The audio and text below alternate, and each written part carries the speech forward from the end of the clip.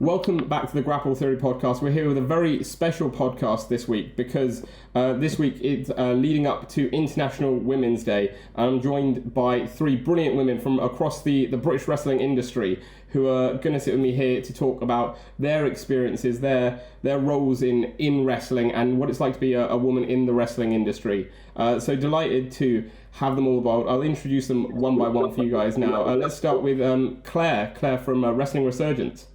So yeah, my name's Claire, and I co-founded Wrestling Resurgence. Claire Warden co-founded Wrestling Resurgence with John Kirby and Sam West in like 2017, 2016, forever ago. That's how it feels. And I should say, Sam and John do all the work, and I just rock up and swan about. So just so that's absolutely clear. So I've been with Wrestling Resurgence ever since. And we've done quite a lot of interesting things through Wrestling Resurgence, including celebrations for International Women's Day, actually, which was great. Perhaps we'll kind of get onto that. And I'm also an academic, and I write stuff about wrestling and work with the APPG and stuff like that as well. So, always busy. Always busy. Oh, yeah. Brilliant. Let's move to you, AJ. AJ from the Wrestling is Too Much Fun podcast. Hello everyone, it's your girl AJ, aka the Visionary, aka the host of Wrestling is Too Much Fun. I had to throw that intro out in there, it's ingrained into my brain. So alongside my host Chidera, we are Wrestling is Too Much Fun, and we host our podcast where we just basically take a different spin on talking about wrestling because it's actually too much fun to argue about, and we just want to make things lighthearted and just talk about topics that are, fun and relatable to wrestling, as well as reviewing our favorite matches in the lovely named Rock and Sock Review. So please go check that out. And important International Women's Day to celebrate with female wrestlers, yes, and female speakers in the wrestling industry as well. So yeah, I'm really glad. Thank you for having me on. No, of course, thank you for being here. Again, like you say, I think Wrestling is Too Much Fun is great. And like you say, it should be fun because I think there's a lot of people, especially on Twitter, I notice, where they're not too bothered about the fact that we all just enjoy wrestling. And there's a lot of arguments that are had that are very, very pointless. 100%. Brilliant. Well, last but by no means least, Charli from Wrestle Purists. Yeah, hi, I'm Charli. I'm a writer and podcaster for Wrestle Purists. You can usually catch me on the Thursday shows that we do the Dynamite review, and we've just recently started doing a all-female panel on a Sunday, Girls on Grab, on a more regular basis. I think it's really important to celebrate women's voices in the wrestling space because for a long time it was very much dominated by men. And it was really hard to get a position in any sort of wrestling space as a woman, to just talk about what you think and people to take you seriously for it. So I'm excited to be here to talk about some of those issues and just celebrate women in the space. I think it's really important. Brilliant, absolutely. Well, I'm delighted to have you all here. And something you mentioned there, Charli, is something I want to get into sort of to kick things off, which is wrestling is, of course, sort of, I think even now still considered a very male-dominated environment. I just want to know in terms of how you guys all got into wrestling, in terms of your podcasting and Claire for you, with Resurgence, how you guys got into the sphere in the first place. So Charli, we'll go back to you to start this time. Cool. So I got into actually doing media for wrestling because I've been a wrestling fan since I was 5-6 years old. So I've always been a wrestling fan. I grew up in a family that watched wrestling, but I actually got into the media space only in late 2022. So I had some friends that were doing Twitter spaces, and so I got brought up onto there, and we were just talking about wrestling on there, and it all kind of spiraled from there. I got added to a group chat with the guy that runs Wrestle Purists, Mone, and he was just if you guys ever want to write anything for the shows or for the website or be on one of the shows, let me know. And it just kind of spiraled from there, and now I travel for Wrestle Purists and do media scrums and go to all these events around the world. And yeah, it spiraled very, very quickly throughout 2023. It was kind of crazy how quickly it picked up and I became a genuine part of the channel. I think that is, in terms of the journey from fan to wrestling journalist, basically, that is the dream, right? Mm-hmm. Yeah, it was a really quick, it was very strange how quickly things picked up. because if I was doing shows fairly consistently for a lot of 2023, but it really picked up for me in May when I wrote an article about Christopher Daniels celebrating his career, and that got a lot of traction. And people were just like, wow, this is like a woman behind this. This is like someone that we don't usually see in the space doing something like this. So that was pretty crazy. And then it's just gotten even more so since then. Like, I do so much for wrestling now. I'm very happy that I'm in the position I am, to be honest. Absolutely. Yeah, absolutely. AJ, what about yourself? How did the podcast come about, and like how did you get into working in wrestling just generally? So, like Charli, I was also kind of brought up in a way where wrestling was surrounded in my area. Like it was my first exposure to wrestling is SmackDown Just Bring It, and my dad bought me that game, and then he like till this day questions, why do you like wrestling? And I'm like, well, you started it, so like how could you not know? But I guess that's dad's, in it. So over time, or again, you know, sometimes as a wrestling fan you have that moment where you don't watch wrestling for a while, and then I just didn't watch it, and then I came back to it, and then I sort of went online and saw that there was a bunch of people talking about wrestling. For example, our good friends Wrestlings, started to have a chat with them. Also came across Wrestle Purists as well, and saw that community. There was an active community, and it was great. Like, oh, I'm having fun talking about wrestling with people like me. And then how the podcast really kicked off is when there was this opportunity at Spotify called the Sound Up program, where they advocated for women to talk on sport. And I just brought up the idea of wrestling is too much fun to them as a podcast. It was such a baby idea, and then they loved it, and they sort of guided us with the material and things like that. And yeah, like especially upon research, seeing that there is literally no Black female-led wrestling podcast in the UK. So I just thought maybe this is the right timing for me to jump on and sort of get that opportunity, start something. And yeah, here we are. That's how we got into it. And we're still pretty much a baby podcast. We officially started last year in August at All In. And we've pretty much been just bringing out content, just learning as we go. But we've met loads of lovely people on the way and loads of supportive people on the way, and we're still going. Yeah, so that's how we started. Yeah, that's brilliant. That's brilliant, and good on you guys as well. Because like you said, like you say, like being the first like Black female-run wrestling podcast seems wild. Like the fact that that's not happened before is kind of insane. Mm-hmm. I mean, it's insane. Like when you think of it, like statistic-wise, like it's mad, because obviously the UK is a big country. Like there's so many in America, which I love that for them. But I thought, no, we need to start bringing British perspective into it. And, you know, it's been really great, because now we get messages from people saying, oh, you know, I've seen people like me now. And I'm just like, yeah, this is the aim. So like, hopefully, like we start to kick off and like spread more widely in the wrestling media. Yeah, for sure.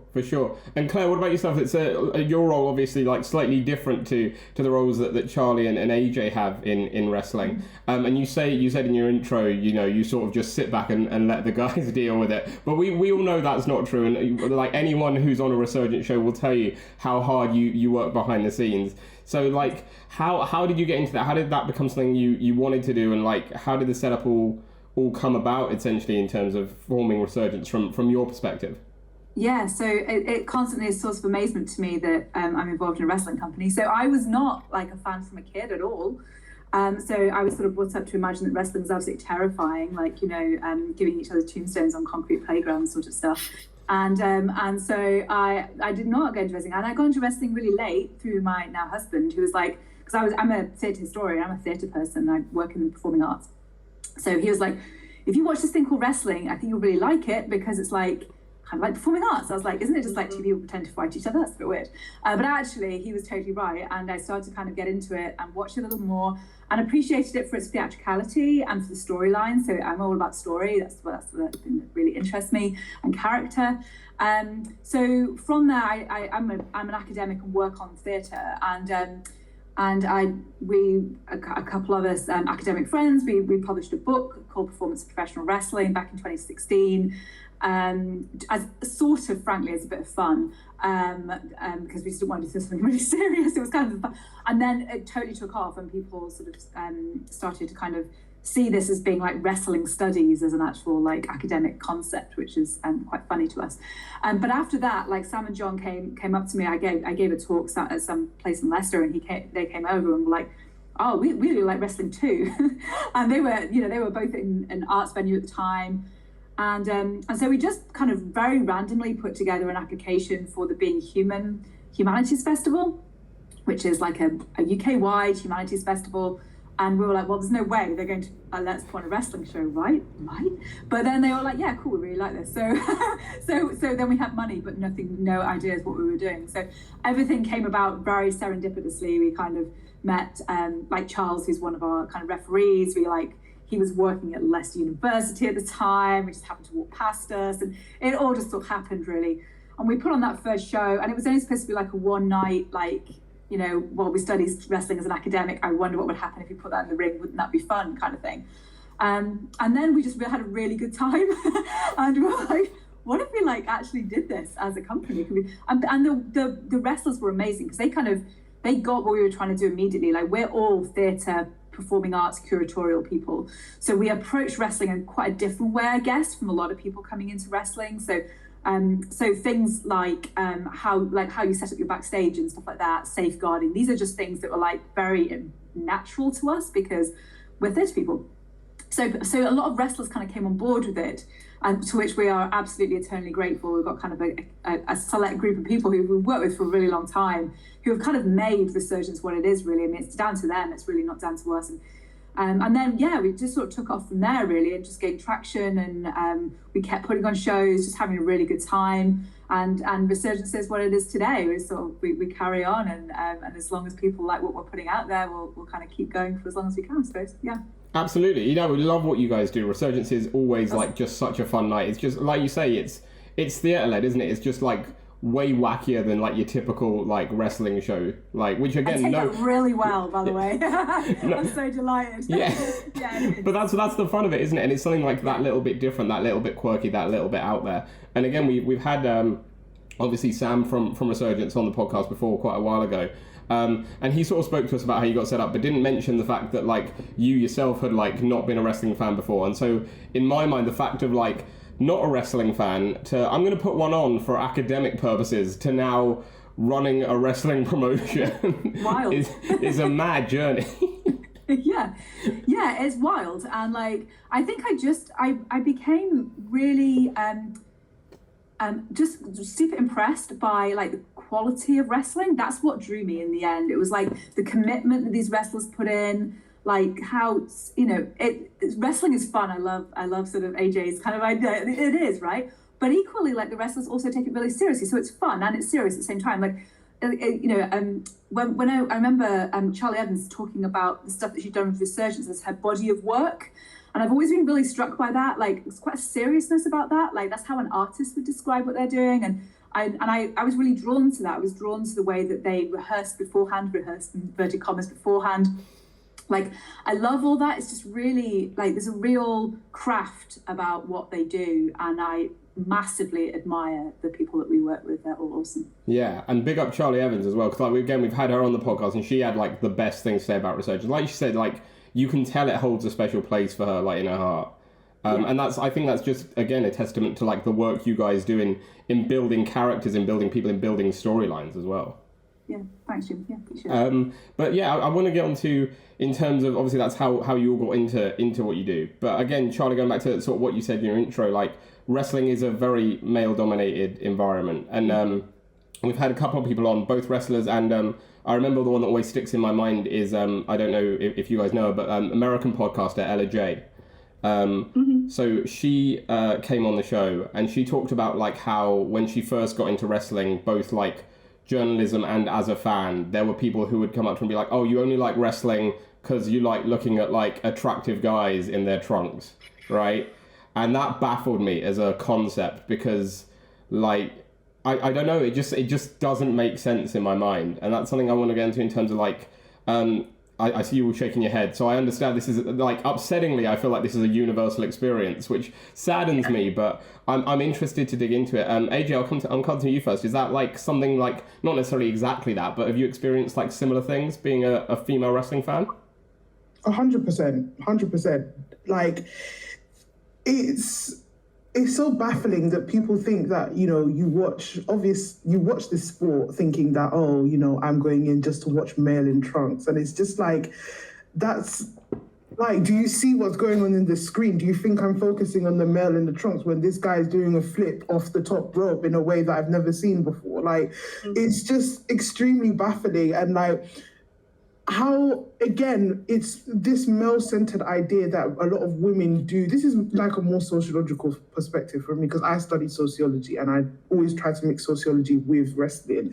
But it's just like, it's this male-centered idea that women do a lot of things for the pleasure of men. And obviously this happens to be a sport which is male-dominated, so we are doing it for the acceptance of men when I couldn't really care less about what some of these people think, because at the end of the day, Will Ospreay is doing flips and tricks, and you want me to think about how you feel about no, that doesn't make any sense to me. So yeah, a lot of the time it just comes with these like responses where it's like, oh, you're doing it for the male attention, or they'll come up with these questions where it's like, oh, who was number 32 in the Royal Rumble? First of all, there isn't a number 32 in the Royal Rumble, so get your facts right, unless we're talking about the greatest Royal Rumble, but we don't talk about that. But it's just like, at the end of the day, like, it's just, why does your mind just immediately go to that question? And it's just so frustrating. And then when you start to bring out facts, they get scared, and I'm just like, well... Yeah, then they like back off. Then they're like, oh, she actually knows what she's talking about. Yeah, exactly. Yeah, it happens more than usual. I think I've just brushed it off at this point, but it's just like, because that's a them problem, not a me problem. So I just, it is quite common, to be honest. Yeah, I was going to say, Charli, I'll come to you next. Like, it sounds shit. It sounds really shit when I say it, but like, is it something you just have to brush off? Like, again, it's something that shouldn't happen, but like, I feel like a lot of people are dicks, right? And like, it feels like, although it shouldn't happen, it is something that like you just have to brush off, as crass as that might sound. And like AJ said, exactly, like the thing when Ella first said it that popped into my head was that meme where like someone's wearing like a Slayer t-shirt or something, and they're like, oh, name 3 Slayer songs or something, you know what I mean? And it just baffles me that that's still how people just can't consider that like a female can be a wrestling fan purely for the enjoyment of wrestling. Yeah, it's like, I get it less going to indie shows now, but when I was first going to shows, I always got so what man in your life brought you to wrestling? Like, what man in your life got you into the promotions and all that? It's just like, first of all, my family don't watch indie wrestling. Like, they're not into it on that level. Like, they watch WWE, they'll watch AEW. They don't even watch like New Japan or stuff like that unless I have it on. Like, they're not that into wrestling. So like, none of the men in my life got me into that sort of stuff. I found it like because I was such a big fan. But it's like, especially like going abroad, people will be like, oh my God, you're a woman and you flew all the way over here on your own to come to a wrestling show. What are you doing? Like, who's here to protect you? I'm just like, no one needs to protect me. I can look after myself, first of all. And it's love of the game. I enjoy going to wrestling shows and I enjoy traveling for them. I'm going to do it no matter what people think. But I like to like dress up for shows as well. I treat every show I go to as kind of like an event, and that always gets some unsavory comments. It's just like, oh, so who are you trying to impress? Like, who are you here for? What are you doing? It's like, I just like to look nice sometimes. Like, there's no ulterior motives behind it. Like, can a girl not dress up for a show? Like, just because there's men half naked in the ring doesn't mean that I'm here for them to be like that. Like, like you're there to impress them or something. Yeah, you're not like sitting there trying to like get their attention, being like dressed up. No, not at all. Like, it's just, I just like to like dress up, treat the shows as an event, and like I'm working half the time anyways. Like, I'll go home and write about this. Like, I have no interest in these like wrestlers outside of the ring unless I'm talking to them about work. Like, that's what I'm here for. Like, I'm here because of like, I get paid to do a lot of the stuff that I do nowadays. So I'm not like, I don't know, it's really frustrating when like men in particular will question, oh, so what are you doing at an event? Like, why are you here? Like, especially when you don't have another man with you. Like, if I'm with another man, I don't get nearly as many questions as I do if I'm on my own or just with other girls. So it's really frustrating. Yeah, sure. No, I get that. And like, especially like, I guess for yourself and AJ, also like in terms of what I know from like what my partner's told me, like, so I take her to shows sometimes. She's not as like big into wrestling as I am, but I take her to shows sometimes. And I know that there's been times, not like stuff directed at her, but there's been times where people have said stuff that like, you know, she's heard and been like, that's a really unsavory comment. Like why do you like this stuff? And then I have to try and defend why I like it when I'm not, like, I'm trying to defend the thing, but it's really just the fact that, again, like, people are dicks sometimes. Yeah. Which is like, it's not a fun thing to explain about the people, like the thing that you love. No.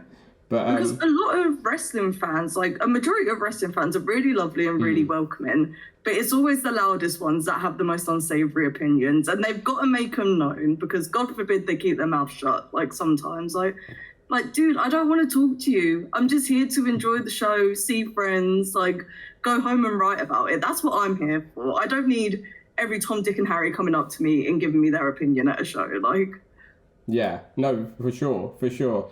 And like Claire, for yourself as well, like getting to wrestling, but backstage, like behind the scenes, was there any like particular like times or anything where you faced like confrontation for that? Because you don't see, again, especially like booking wise, you don't see a lot of female promoters in the wrestling scene. Of course, we've got like all female promotions, and like obviously the one that springs to mind immediately is Pro Wrestling Eve down here, and Dan does a fantastic job. But you don't get a lot of like all female like promotions or all like female run promotions, especially. Like that must have been I don't want to say intimidating experience, but was it an intimidating experience getting into like after that first show when you realised it was going to be a regular thing? Yeah, definitely. And I still have moments of feeling a bit intimidated and a bit at sea, partly because I'm coming to it almost like kind of new. So, you know, I class myself first of all as being like an academic. That's what I do. That's what my day job is, you know. And actually, that's another really male-centered world. So I feel like I slightly honed my skills in academia. I think I've been really fortunate to work with great guys who got where I was coming from and weren't jerks, to be honest with you. And I feel fortunate for that because I know that's not a universal experience for women in wrestling. So I feel really great for that. For me, it was always like the surprise that people had. And I still have this all the time. It's like, you what? Like, people will often kind of introduce like this is an academic. She like, oh, and she also runs a wrestling promotion. Like this shock horror of people's faces. And I think it's partly because like people just imagine what a wrestling promoter or like, you know, what a wrestling somebody who works within a wrestling company, what they should look like. And there's these like expectations of what that is. And I really like pushing back on that and being like, hold on, that's really uncool.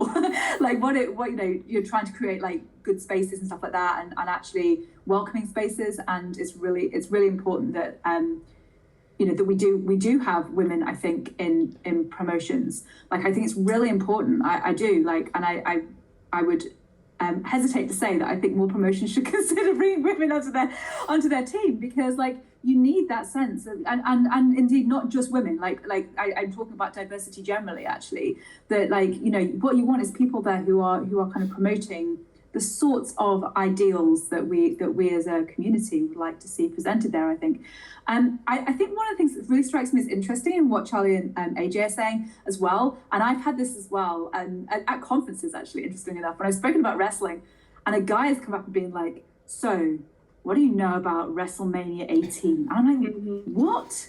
Like, so me coming to wrestling a bit late, I'm like, I don't know really. But also, that's that sense of like macho, masculine test of knowledge is really peculiar to me because like actually like wrestling is a kind of wonderful, slightly anarchic, mad kind of form of popular culture.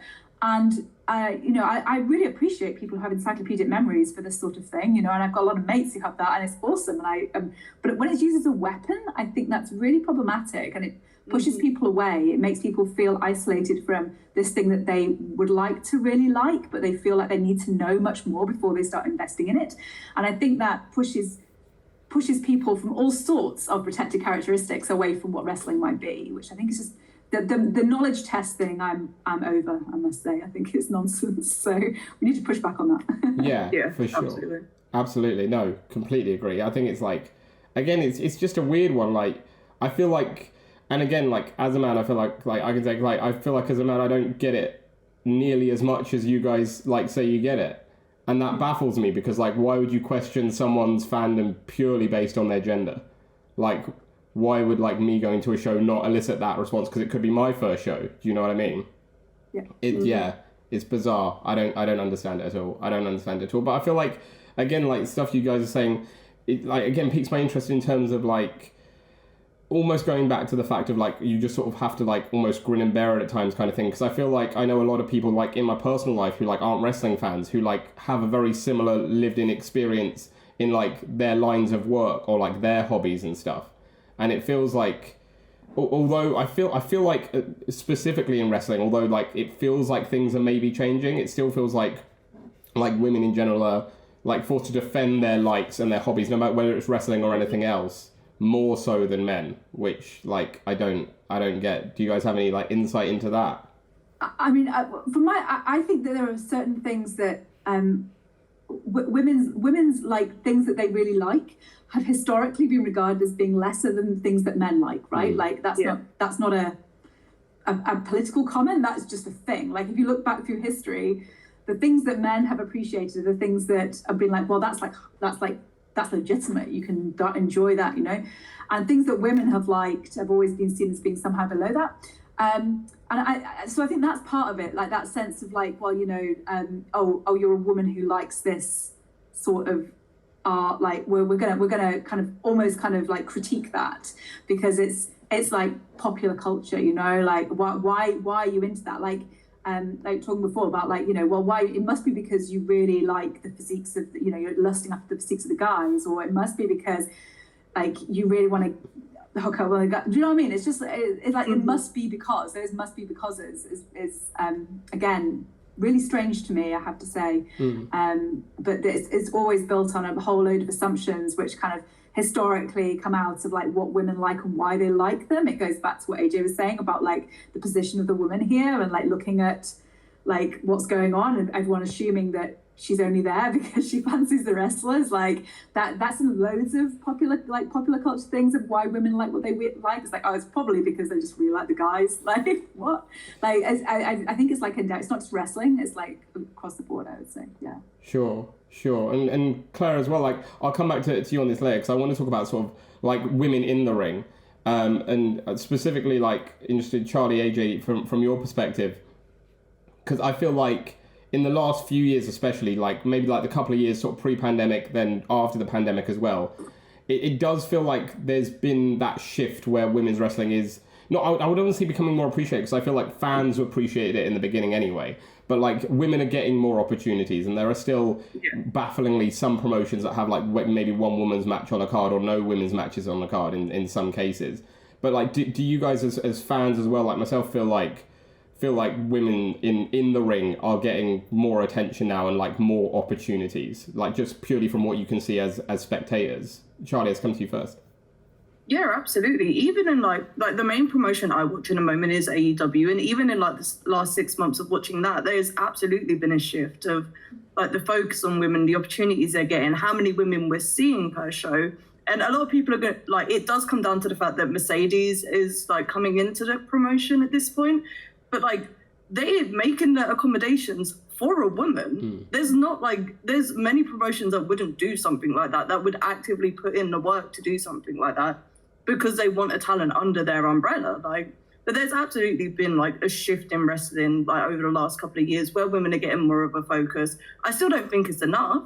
I think there's absolutely still work that needs to be done, but it's been steps in the right direction for sure. AJ, what about yourself?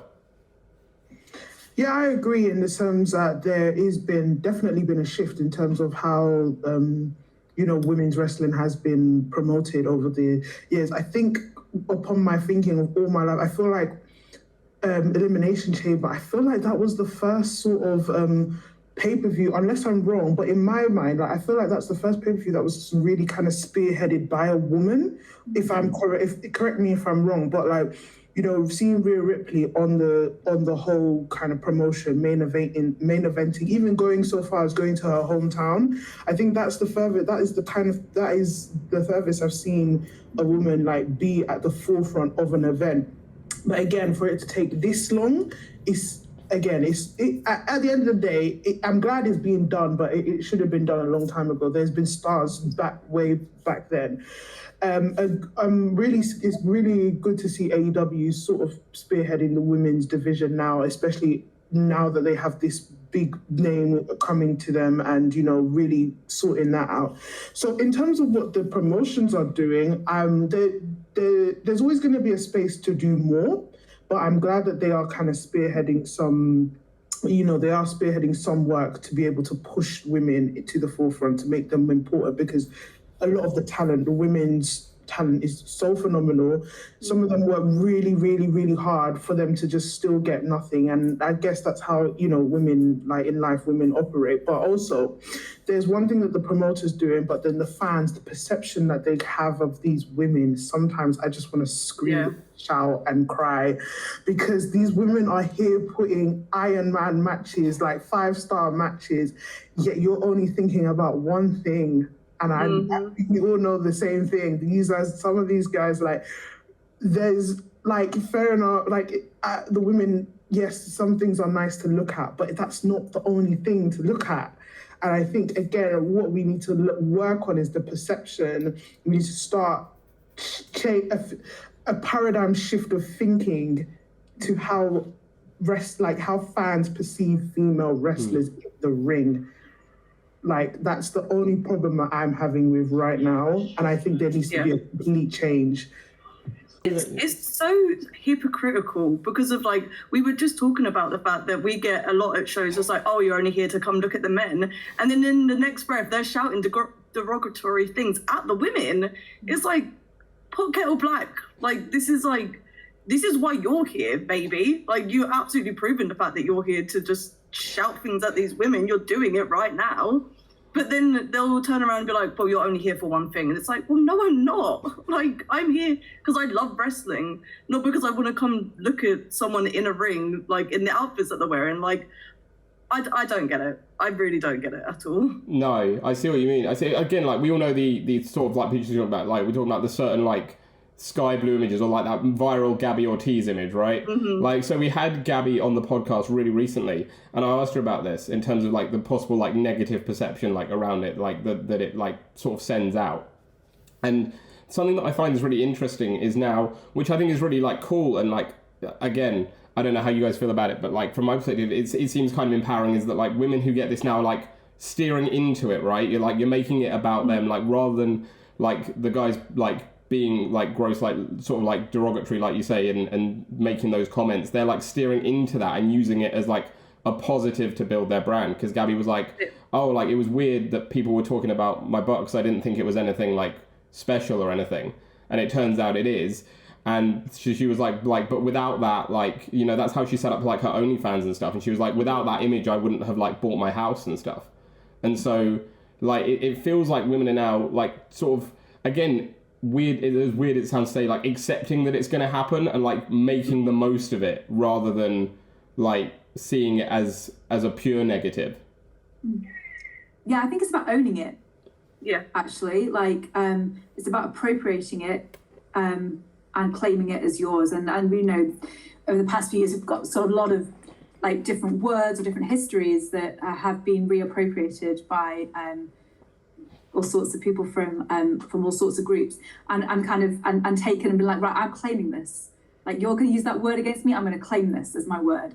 And you're going to have that perception of me, I'm going to claim this, and I'm going to run with it, and I'm going to turn it into something that's going to drive you nuts. Because I'm going to make loads of money out of it, or because I'm going to have loads of exposure out of it, or because whatever it is. And, like, I have sort of respect for that, actually, like that sense of sort of reclaiming derogatory words or like unhelpful ways of looking at the world, like reclaiming them and repackaging them, and in terms of owning them yourself. I think that's a kind of one way of dealing with it, you know. That's the most bizarre thing, isn't it? I find is like, because again, like mentioning that, like people like post those images and make those comments, and then, but like Gabby said, and like we've had again like a few other female wrestlers who have said it on the podcast, but also like say it a lot on Twitter, where like they'll then get derogatory comments about the fact they have like adult content sites and stuff, and it's like, well, make up your mind. Is like, do you want them to like be showing off, or do you not? Like, where's the middle ground? It feels like, I think like, again, we had a couple of people say like it's really interesting that like there are certain people out there who want to like make those comments and see those images until the women start benefiting from it, and then they don't want it anymore, which blows my mind. It's really interesting. Like, I'm all for these women like embracing this and like being empowered by it. Like, I think that's absolutely great that they can get a positive out of this. But so it's like, it's a really vicious cycle, because then that will get them even more shit online, because like people will be like, well, why are you embracing it? It's like, you should be upset about this. It's just like, why do you want them to be upset about what you're saying? Like, surely they should be able to like embrace this sort of thing. If someone's like comfortable enough in their body to be able to do that, all power to them. Like, go get that bag, like make that money. Like, they deserve to be able to do that. And I don't understand why men will then turn around and be like, well, not like that. That's not how I want to perceive it. Like, it's like, it's not for you. Like, you may be part of the target audience, but they don't have to do it in the way that makes you happy. They can create that content however they see fit. And you just have to accept that. Like, women in this space don't need to cater to these men. Like, and sometimes they do. They make those choices to do it. And I think that's great. But they can never win, because someone's always going to have something to say about it. Yeah, it's like you said, almost like, and again, in a more like, again, in a more like NSFW way, but it's like what you said about like how you like to dress up for shows. It's like, you're doing that for you, and like that's like fine, you're allowed to do that. But it's weird that then people then have a problem with that. Like about people saying stuff, and they're like, well, this is a power thing that I'm saying this for.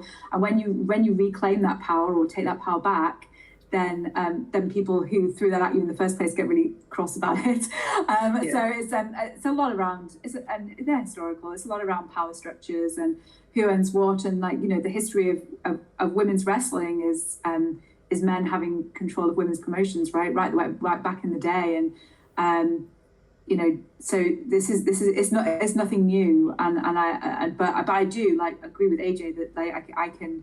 It just as watching stuff, I see changes, and I'm encouraged by them. Like, I don't want to get kind of utopian about it, because we remain as we remain. But equally, you can see changes in the ring, and I think certainly people. I mean, in my opinion, I realise that my little world is quite small when it comes to wrestling, but I see a lot of audiences taking women's wrestling seriously as a sport art, right? Like, however you want to describe what wrestling is, like. And I say, no, they're amazing athlete performers. Like, that's why we're here to watch them. That's why we're here to cheer them, you know. And I have seen a shift in that, which is quite encouraging. So yeah, Claire, I wanted to get into that with you in terms of obviously Resurgence has made like a point very clearly of like pushing women and pushing women in big roles in the shows, and like obviously you guys do intergender matches as well, which is great, and appreciate that in some cases it might be like certain people, like wrestlers, don't want to do intergender matches, and that's on them. But do you feel like as a promoter that women, especially say like specifically in the Brit wrestling, because we've talked about a lot about the like sort of like the major companies just then, but in terms of the Brit wrestling scene, do you feel like the British women that we've got here, the talent we're seeing here, are getting the sort of the pushes, the recognition they deserve, or do you think like there's still more to be done? And I'm not saying out promotions who aren't booking women well enough, but like, but do you feel like there has been, especially in the last few years, again, like since Resurgence has been running, do you feel like more promotions have taken that matter seriously in terms of the way they book women?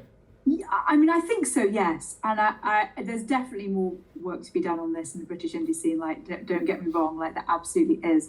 But I do see a change and a shift there. And I think partly it's, I think this is true. I think partly it's been about like trusting women as much as they trust the men. like, this is a really important thing. Like, a lot of promotions will trust the men to put on great shows, right? Like, to, you know, put two guys together and be like, just go at it, like, have a great time. We trust you to create a story which fits into our brand and what we want to go and do in the narrative coming up. I don't think the same thing has been true historically for women on the cards. I think it's been a bit more like, well, you come out, you've got 5 minutes, like, you know, that sort of thing. Whereas I think, well, I can only speak kind of from Resurgence and outwards, but and some of the promotions that I respect, but like, I see much more in sort of independence for the women wrestlers, be able to create their own characters and their own narratives, being trusted to, you know, if you can call that move and you can do it, then we trust you to do it, as opposed to not, you know. So I'm quietly encouraged by that, I think, without wanting to kind of put anything else under the, we know there are many troubles in wrestling, right? We did probably, it's all rippling under the surface, right? But I am encouraged, I think, by what I see in BritRes, in terms of just trusting women to put on a great show as much as they've trusted men. This is not a universal thing, but in a lot of the promotions that I respect the most, that's how it's working. And certainly, you know, when we've tried to do that in Resurgence, which is the kind of bit that I can speak to the most, I suppose, like, they have absolutely lived up to the billing and blown it away. Do you know what I mean? So like, it's never been an issue at all. Like, every time that we've entrusted a particular storyline to our women wrestlers, in the same way as we would ever entrust it to the men, like, no one's ever kind of let us down, and ever, like, they've always done an absolutely amazing job. And I love that parity of independence that I'm hoping is going to start to come through. We'll see. Yeah, hopefully so, right? Hopefully so. I mean, like, again, I think there's another thing, and again, like, I think, like, we focus a lot on the negative. There are a lot of positives that I do want to get into, but I think something that I think is important is sort of something that we sort of touched on throughout this, in the fact that I'm just wondering for you guys, like, speaking out happened obviously in 2020, and it was horrible and heartbreaking to see all these stories coming out of things women have been, like, put through in wrestling, not just here in Britain, but like in America, like other places as well. But coming back from the pandemic, there were a lot of promotions who did, seemingly at least, make a point of trying to make wrestling safer for women, both in and out the ring. I'm wondering, like, AJ, Charli, I'll start with AJ actually, and again, feel free to speak about this as openly or not openly as you're comfortable, but although it's a sort of like a wide open question, like, do you feel safe as a woman in the wrestling sphere? Oh, that's a good question, you know. Yes and no. Like, yes, in the sense that it's a shared community. We all have the same thoughts. We all have the same, what's the word? We all have the same aim as to why we're here. We're here to watch good wrestling. So that's kind of like the macro side of it. When it comes to the, like, sort of smaller side of it, I'm sort of like wary, because again, being approached by people asking me weird questions and questioning why I'm here, I feel much more safer when I have women around me, because again, I don't have that space of judgment. I don't have that space of questioning why I'm here.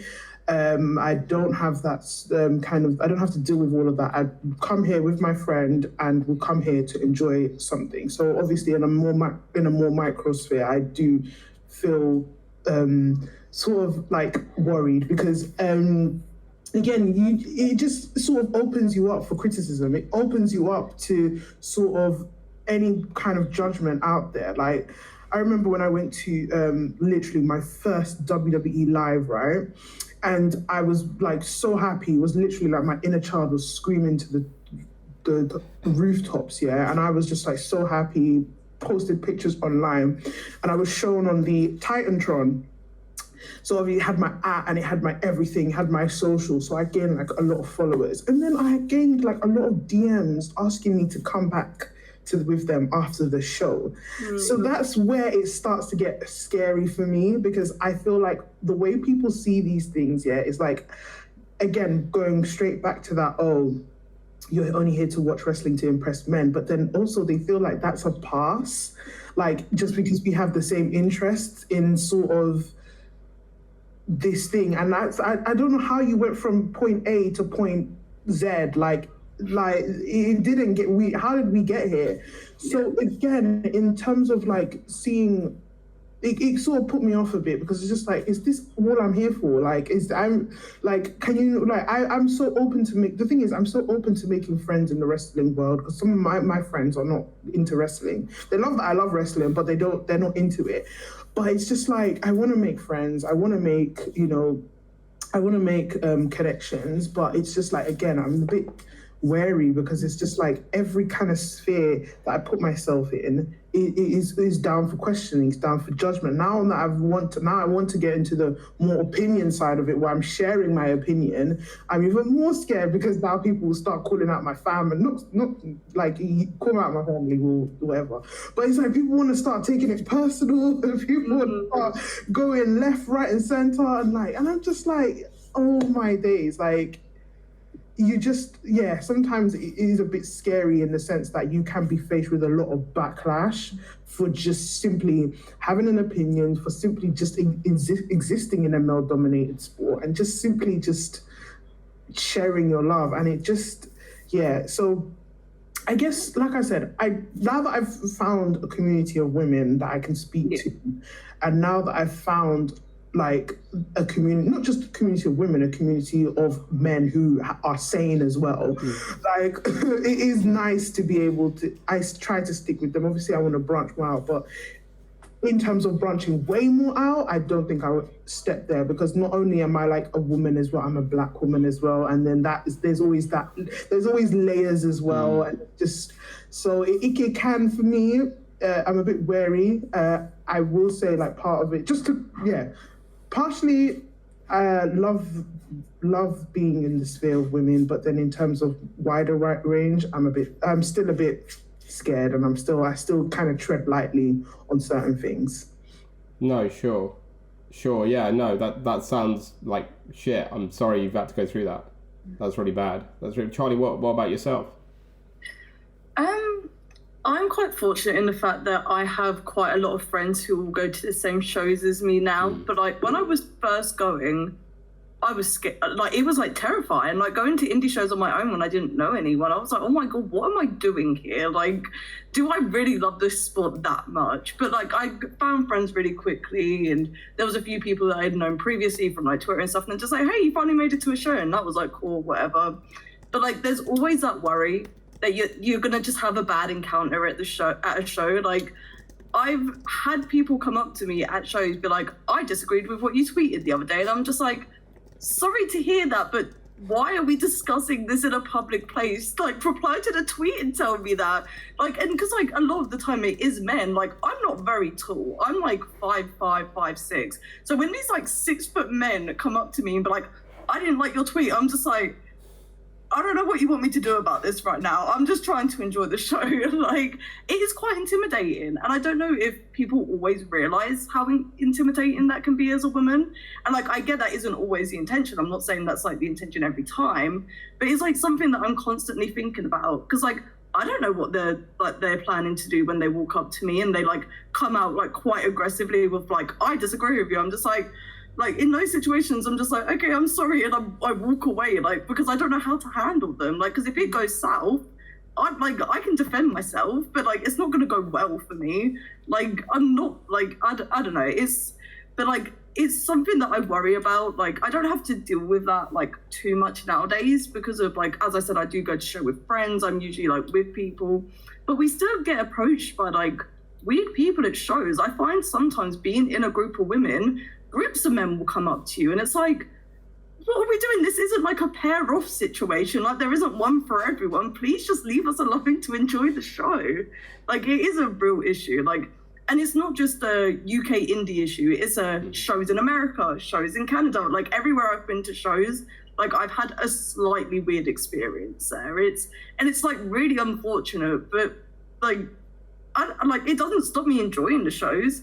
But it's always like, that's one thing I have to worry about. Yeah, which is like, again, it's shit, like, in the fact that, if anything, like, people are like question like female fans, but I feel like female fans are more fans because they have to put up with that shit and they still go. Do you know what I mean? You guys still go and still enjoy it. whereas like guys don't have to put up with that shit and can just like sort of go with it like risk-free, worry-free, which is like the weird flip side of it. Claire, I want to ask you as well, in terms of like hearing that stuff as well, like for yourself as a wrestling fan and as a promoter, I know Resurgence do great work, and like I don't know anyone who's ever felt unsafe at a Resurgence show, but like, can you explain like what it is like Resurgence do behind the scenes to make sure that like people, no matter what gender, like feel safe for your shows?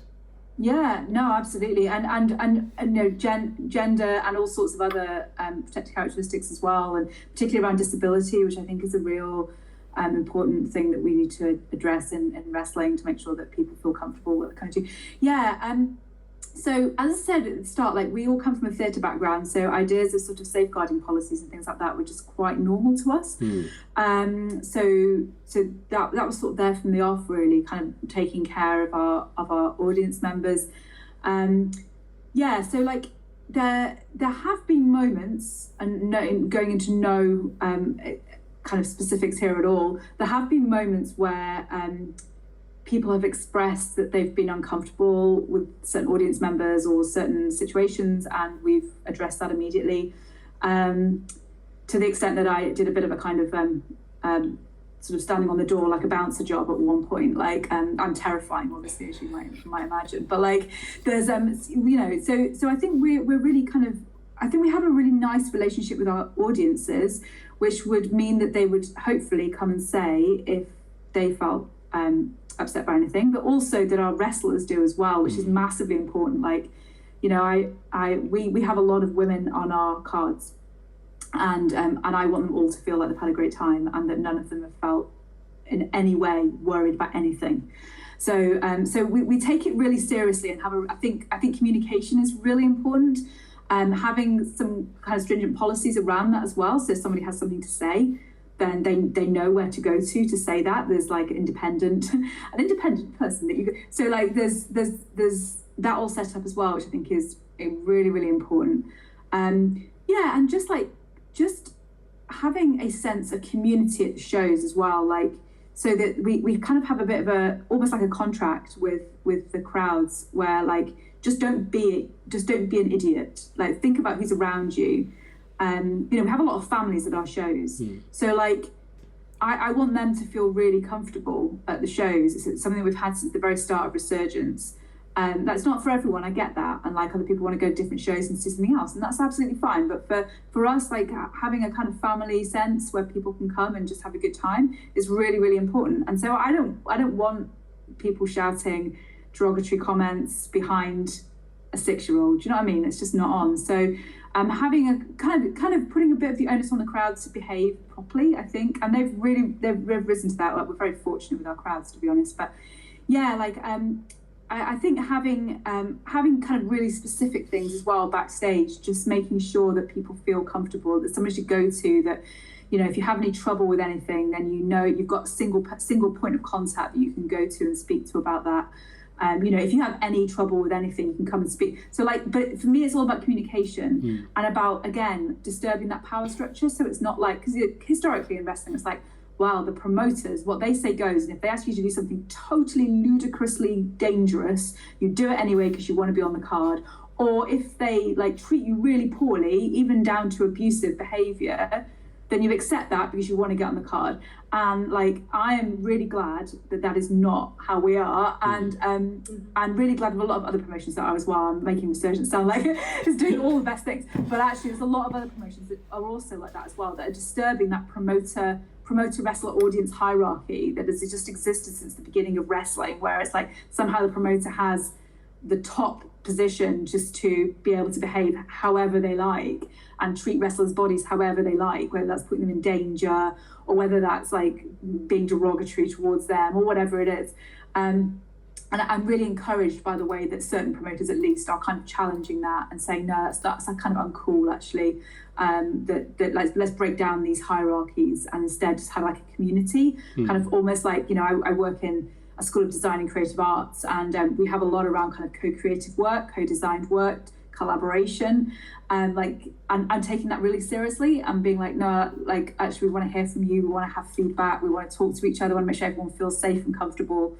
So yeah, I think those are the kind of things we do, but we're definitely not alone in that. Encouragingly, there are other promotions that are doing that as well, which is awesome. Yeah, absolutely. Like something you mentioned there, a couple of things you mentioned there actually that I thought were really interesting was, like, again, when speaking out happened and all these stories were coming out, I thought, one, how like both shocking and sickening and like sad it was that like there were like promoters and wrestlers who had like sort of had that abuse of power, and like everyone just like thought it was normal and how things are done.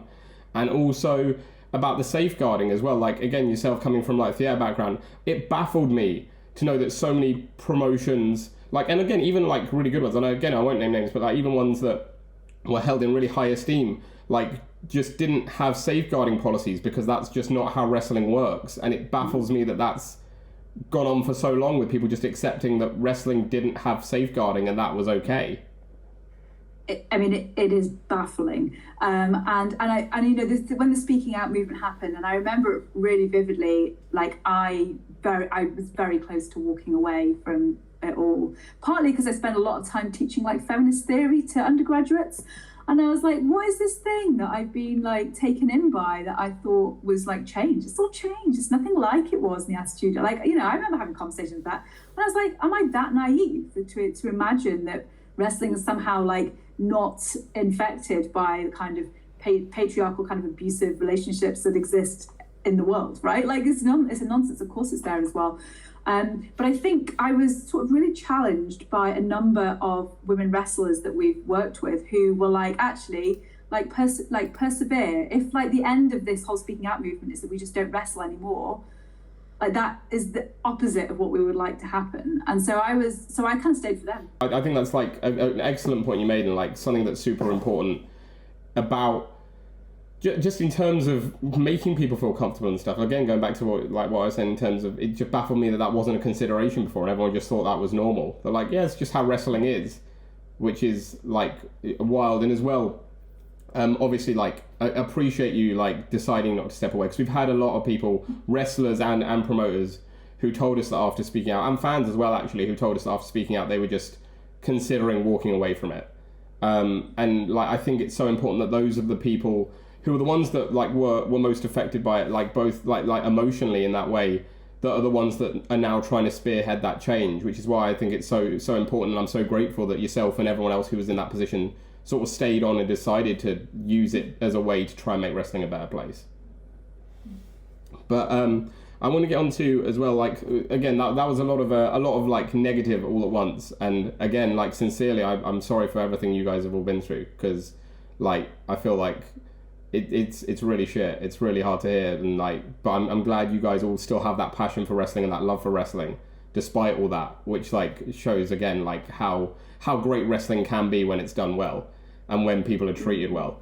So let's get into some more positives. I want to know from each of you. Charli, I'll start with you this time. About the women in wrestling, be they in the ring or like backstage talent or podcasters or hosts, whoever it may be. Who are the women in wrestling that like most inspire you? We talked about her earlier, but Charli Evans, like, she is like one of the biggest inspirations in wrestling, I think, like regardless of gender, because she always advocates for all the right things, like being progressive about women's wrestling and like trying to like kill the term intergender, which I think is like a really cool movement to be a part of, because of like, they're all athletes, they're all doing a lot of the same things. Like, why can't they share the ring with the men? Like, and I understand like not all wrestlers are going to be comfortable with that sort of thing, but I think that's the choice they should be able to make. Like, you shouldn't be put in a box just because you're a woman. Like, there are like some of these women's wrestlers that I think are better than the men that are getting the opportunities that they do, and they should get more of them. So I think Charli Evans is like one of like the most important voices in the space that doesn't get enough recognition for like the stuff that she talks about. Yeah, spot on. Again, like Charli, classic example, like mega deathmatch wrestler, like an Emerson Jane or like a Rina Yamashita, who like you look at and you're like these women literally like bleed most matches, like blood down their faces, and you're saying they can't hang with the men just because it's men. Like that logic makes no sense. Yeah. But no, AJ, what about yourself? I guess for me, in terms of what is inspiring for me today, is like seeing people like, for me, Bianca Belair and Mercedes Mone like headlining WrestleMania. Like that was for me a moment where that will just never ever leave my head for the rest of my life, because it took so long to get there.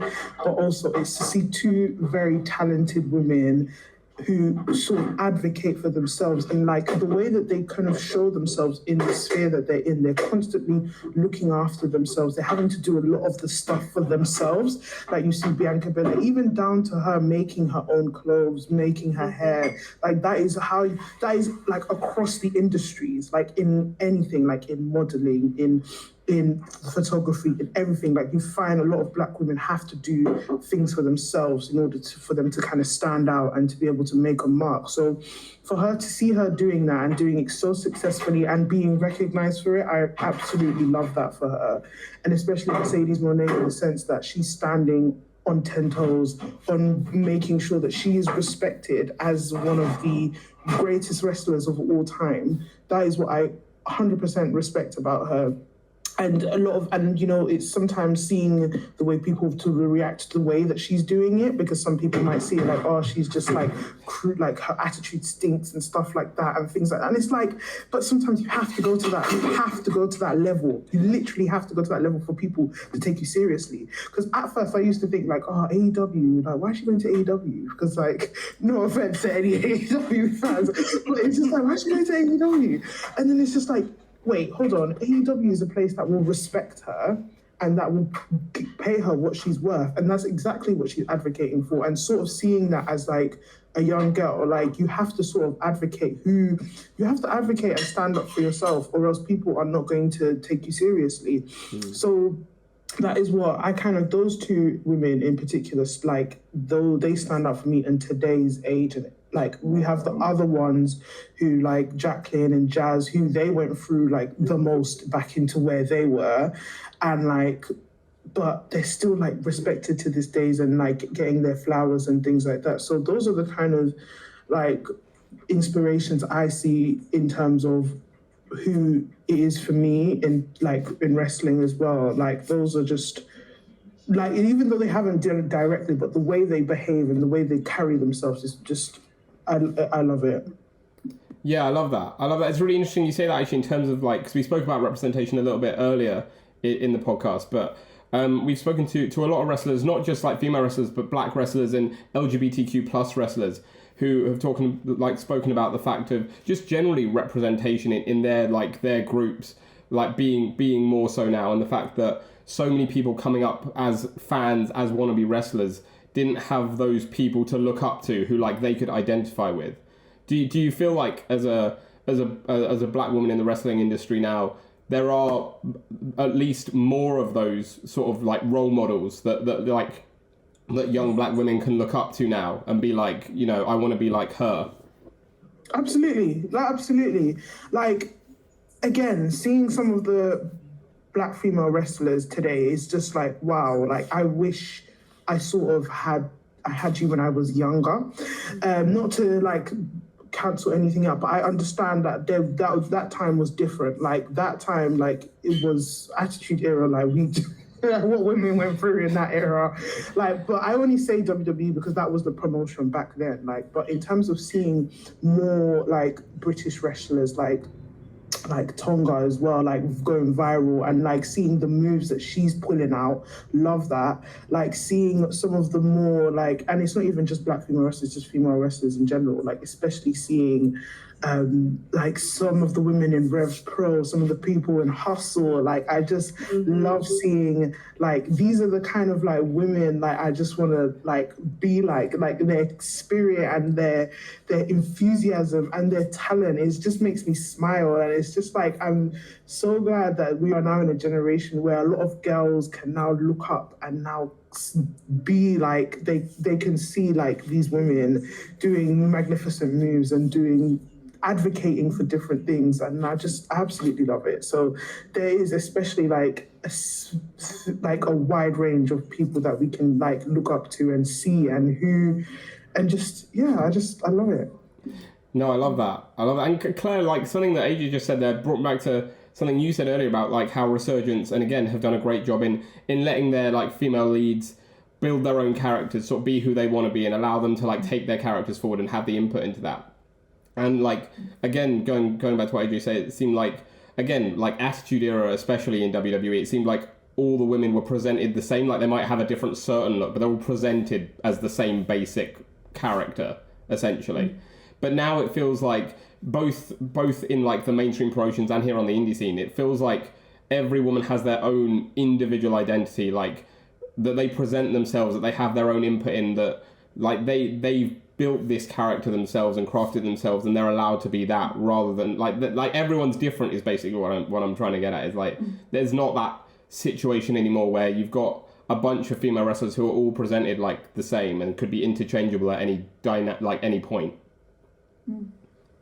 Yeah, I think that's right. And like, you know, I feel so fortunate to kind of regularly be able to watch and chat to like such kind of amazing women, like really such amazing women athletes and performers and people who are just really honing their craft. I think like for me, like, you know, I'm not sure that if you're involved in promotion, you're supposed to have a favourite, but like I'm a massive Kanji fan, and I have been since the moment she burst into the scene. So like I feel like we've sort of Resurgence kind of grown up alongside Kanji growing up, if that makes sense. And so we've got quite a heart for her. She's local as well, so like I kind of love what she's done to her character and just her kind of battling mentality, her athleticism. Like it's kind of amazing to watch a crowd get behind Kanji. Like she's amazing at kind of starting a certain pace and then just getting the crowd behind her. It's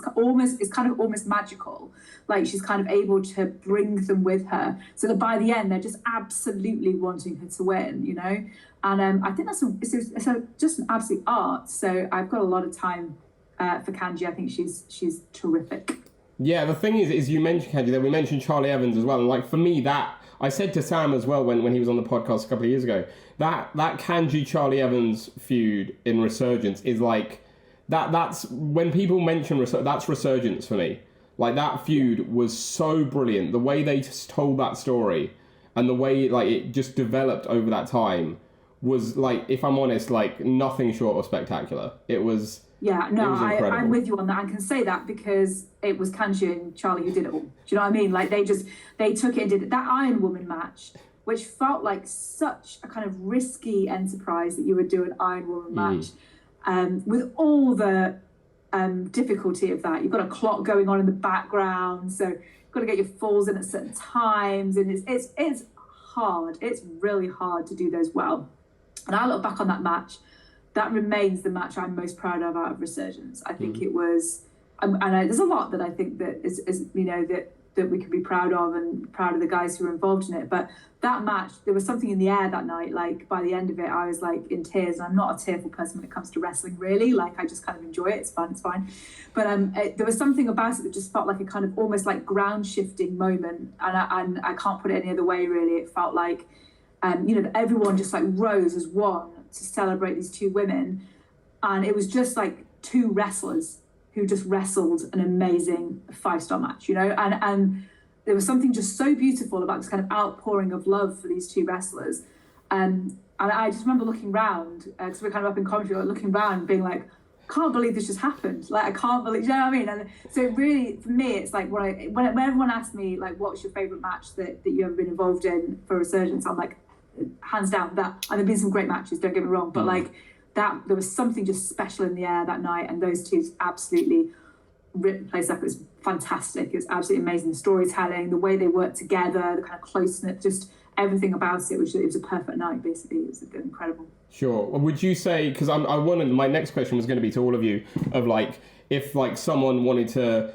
check out sort of like in your individual minds a seminal women's wrestling match, like what would it be? Claire, would that be it for you? Would that be the one you point them to? I mean, on the British, I'm so super biased. It's the one from my own promotion. No, I think it's a great match, and you can get it free on YouTube, and I would heartily advocate it. I think it's brilliant.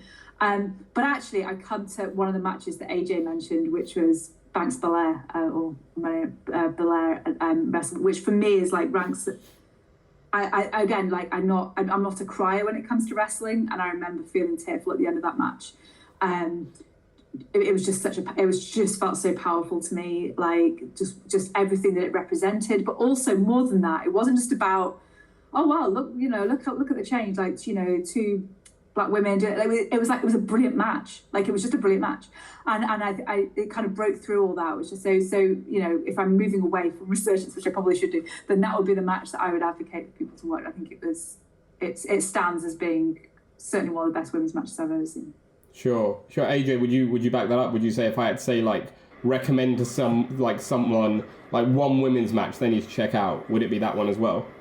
Yeah, 100%. Like I said, in terms of like it being monumental and like history making, like it is definitely one of the matches that deserves to be like watched and put in the Vatican City's archives and stuff like that. Like, it deserves to be there. Like, and in terms of like, just for me, like, because I'm just such a Mercedes fan as well. So like any of her matches in New Japan, because she's just fantastic, and she's just like a testament to like how somebody is, like, I feel like, again, going back to the points that Claire and Charli made in terms of like taking away from that gender aspect and just seeing somebody as a great wrestler. Like, for me, she is one of the greatest wrestlers, period. Yeah. And like, for her to just take into what she's doing, especially what she did in New Japan, which was, I think, fantastic. I mean, like, I loved her match. I loved her first match with Kairi Sane. Kairi Sane, yeah. Yeah, Kairi Sane, yeah. I just loved her match there. It was, for me, it was just lovely to see. And there's so many other matches, especially because for me, AEW has so many good women's matches. Yeah. But it's just, again, I think sometimes we are blinded by the story because there's just a lack of storyline. Like, for me, my favorite series ever is Hikaru Shida and Serena Deeb series. I think that series is not spoken about enough, and I just, them two as like, they present different types of wrestling and different kind of philosophies when it comes to wrestling, and I just think those two are they're not talked about enough. Like, for me, if I was like Tony Khan, those women would be 14-time world heavyweight champions of the world. I love their series. Like, I remember when I just started getting into AEW, I watched the second of their series, and it was sort of like I think it was a candlestick match or something, and I just thought that match was phenomenal. That's what made me fall in love with AEW, like them two. Like, I know we've got a lot of male stars, but I think definitely Hikaru Shida and Serena Deeb, we need to definitely give them grace, because especially Serena Deeb, like, she, like, a lot of people who wouldn't know, would kind of go off based on her work in WWE, which is not her at all. She is a phenomenal wrestler, and I think she deserves, like, her flowers in the ring,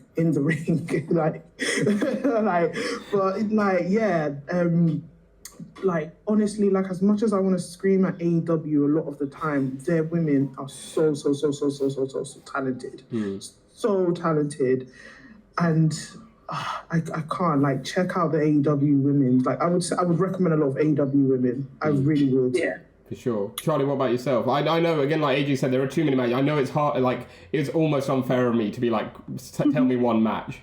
But I feel like we'd be here another, like, 3 hours if I said, tell me every match that people should watch.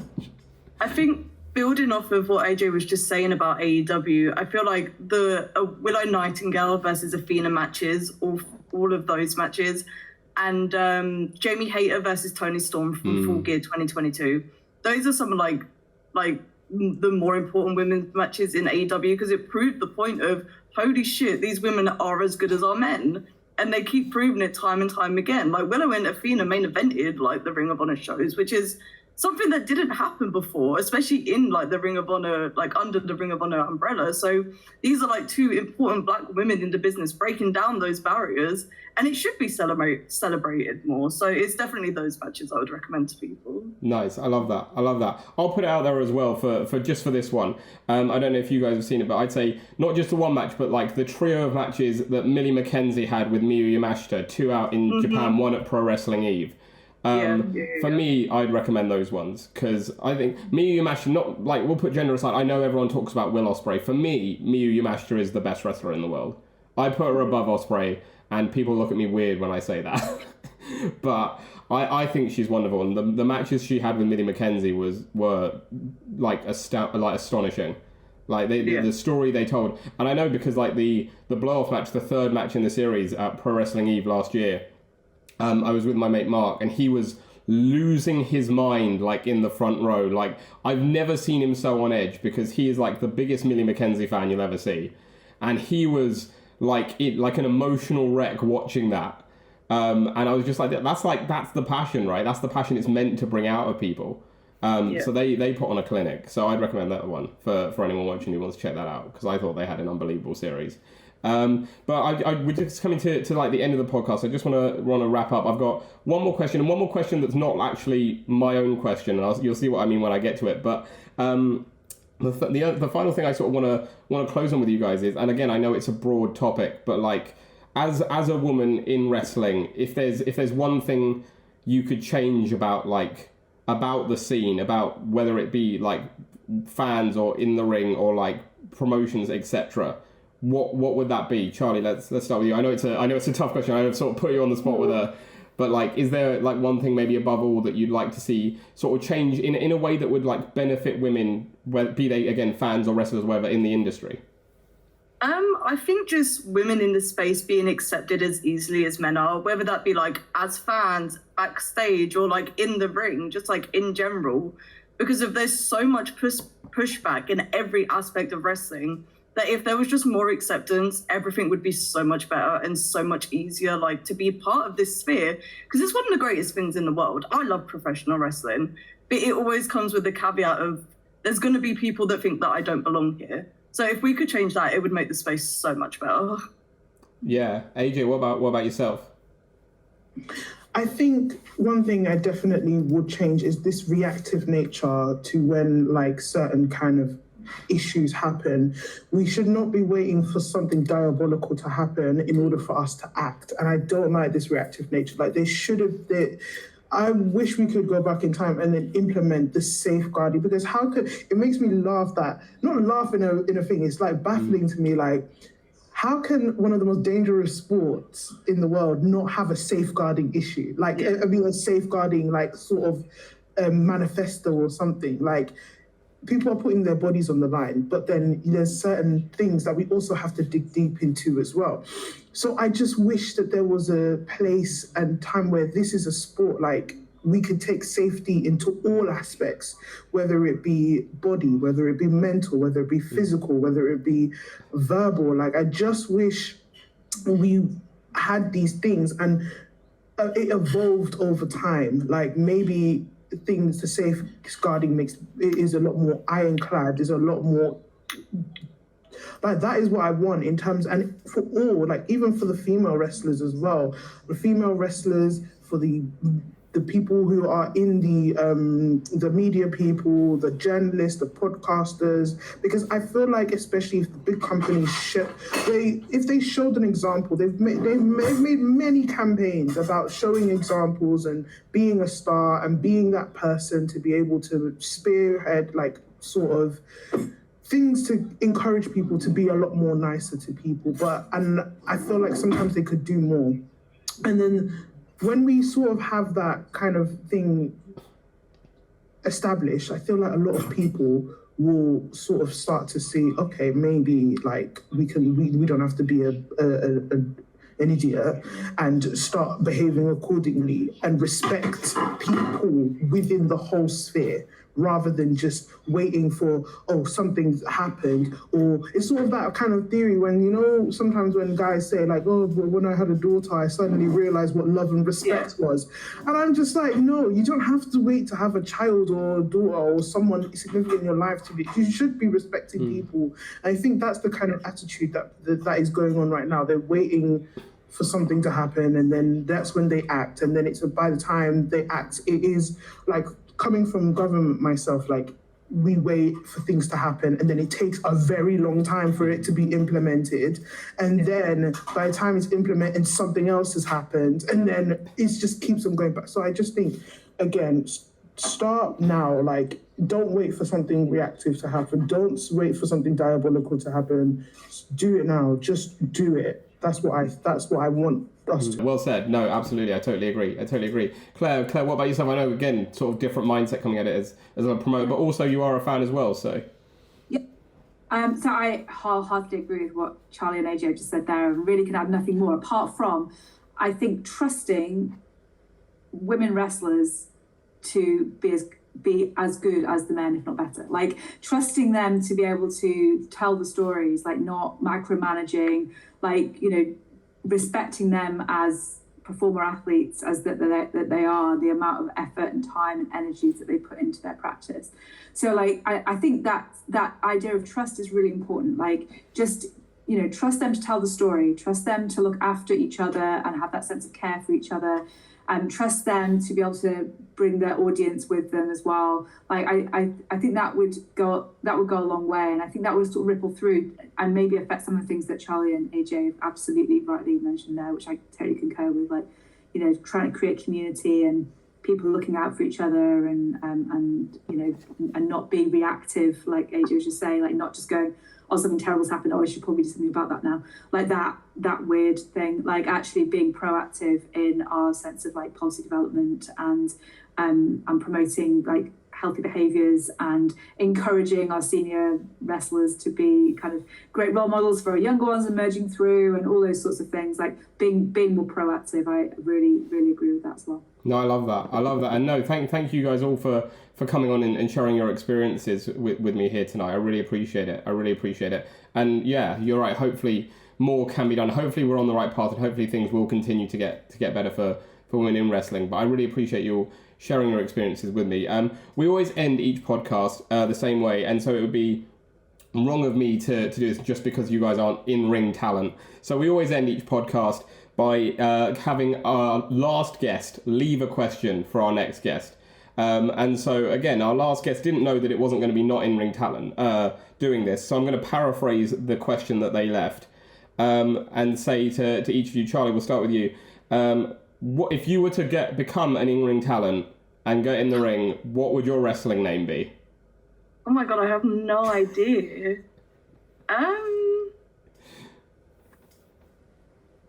Wow, I mean, I just go by Charli everywhere, so I feel like it'd be like just some play on that. You know what? I would probably just start spelling it L-E-Y instead of L-I-E, and just go by like Charli with that spelling. I feel like it'd be too weird for me to change it to anything else. Like, that is so part of my identity that I feel like if I ever did something like that, I still have to be a variation of Charli. I was going to say, you can't go the I, can you? Because then Charli Evans will take umbrage with that, and then you'll end up in a death match with her. And if I'm honest, I think that's something that everyone would be terrified. I think she's got me beat. Yeah, I'm not going. She's got a little more experience, right? Yeah. AJ, what about yourself? You've got plenty of nicknames for yourself. What would your wrestling? Do you know what? I love long names, and because when you were saying Charli, I thought you should be Charli, but then you add the with the L-E-Y, and then that would be the best name. But for me, it will have to be AJ Hold It Down. I even got the gimmick down. Like, AJ Hold It Down. The Hold It Down is my technical wrestler. My finisher is called the Hold It Down. Like, that is the name that I go for, because I just love long names. So yeah, AJ Hold It Down. Love it. Wrestling name. Love it. Claire, what about you? I'm sure this is something you pondered a lot backstage at shows. No, it really is. So yeah, like, so I have actually thought about this.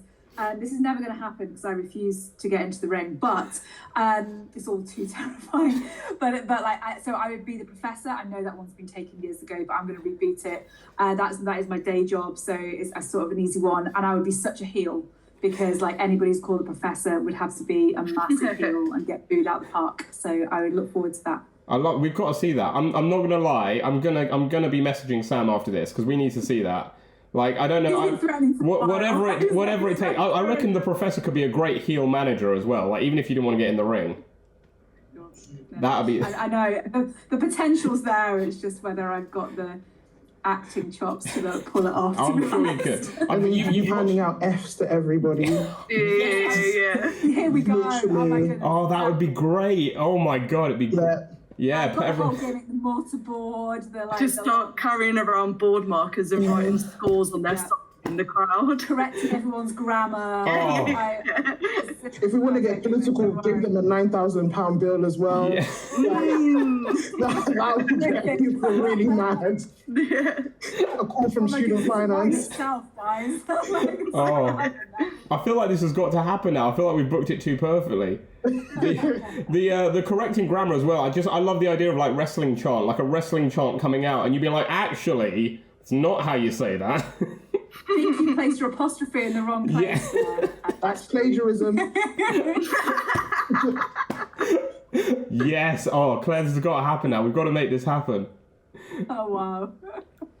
Brilliant. Well, no, guys, thank you so much for coming on the show. I really appreciate you like sharing your experience with me this International Women's Day. It's meant a lot to me to hear your stories and hear what you guys go through as fans, as people in the wrestling business. So I really appreciate that. I really do. We always end each podcast by giving our guests one final bit of promo time.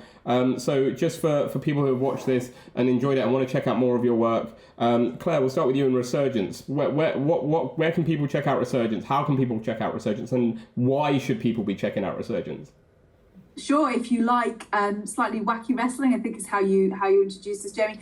If you like your wrestling kind of a bit theatrical, good stories, good fun, family friendly, we'd love to welcome you to a Resurgence show. Our next one's coming up in a couple of weeks, and you can get tickets. It's in Leicester at the wonderful Y Theatre in Leicester, which just about is big enough for a wrestling ring.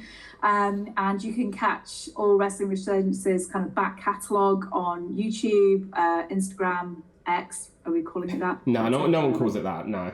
No one calls it that, right? But let's go with Instagram and on YouTube you can and if you want to kind of check out that fantastic Kanji Charli match, then you can do that.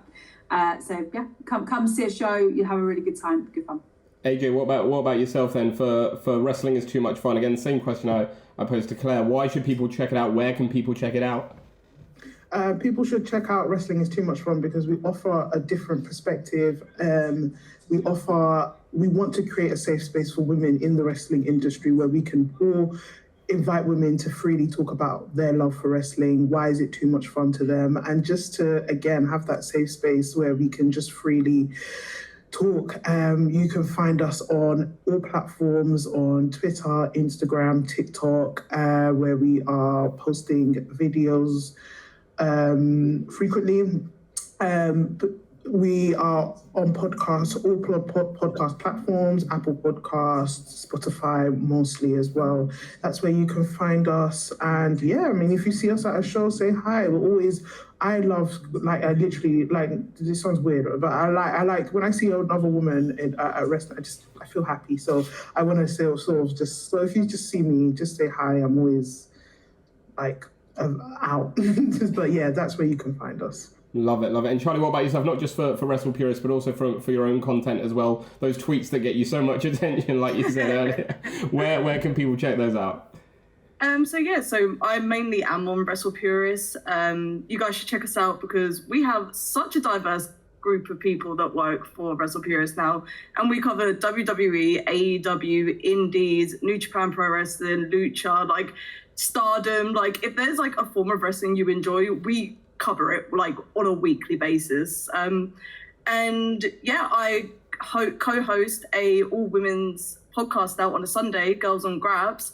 you should check that out. We're having some cool guests on there as well. So we're trying to help build a space, like not only within our platform, but in wrestling as a whole, just for women to be able to share their thoughts all the time and like have it, like as AJ was saying, just a safe space for women in wrestling. And if you want to find my stuff, my Twitter is Charli. It's spelled weird. It's CHX_RLIEX. Yeah, I think that's it. And I tweet a lot about wrestling. I'm always at indie shows. I'm always tweeting them when I'm there. If you see me and you're going to be normal about it, please do come say hi. I do like talking to people at shows, like minded people. So yeah. Love it. Brilliant, guys. Thank you so much.